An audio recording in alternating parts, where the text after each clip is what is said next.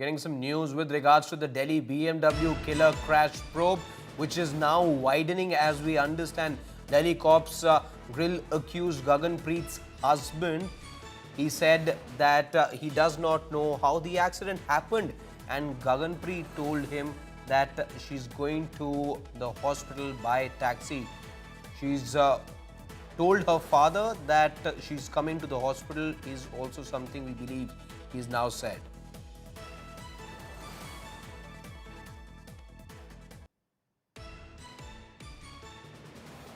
Arvind Ojha is joining me for more. Arvind, क्या details और आप अभी हमारे साथ शेयर कर सकते हैं? ये प्रोब के बारे में पूरा देश बात कर रहा है, बट आप इस समय इस इन्वेस्टिगेशन के बारे में क्या पिक कर पा रहे हैं? देखिए हर्षित, जो गगनप्रीत जो BMW चला रही थी, उसको दिल्ली पुलिस ने कल ही अरेस्ट कर लिया था और 2 दिन की वो जुडिशियल कस्टडी में है। उस गगनप्रीत के हस्बैंड परीक्षित को आज दिल्ली पुलिस ने पूछताछ के लिए बुलाया और फिलहाल दिल्ली पुलिस उसका स्टेटमेंट रिकॉर्ड कर रही है। परीक्षित भी BMW कार में उस वक्त बैठा हुआ था जब ये एक्सीडेंट हुआ था।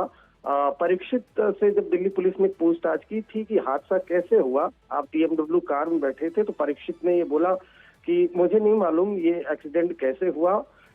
एक्सीडेंट के बाद जो मेरी वाइफ है वो दूसरी टैक्सी से चली गई थी।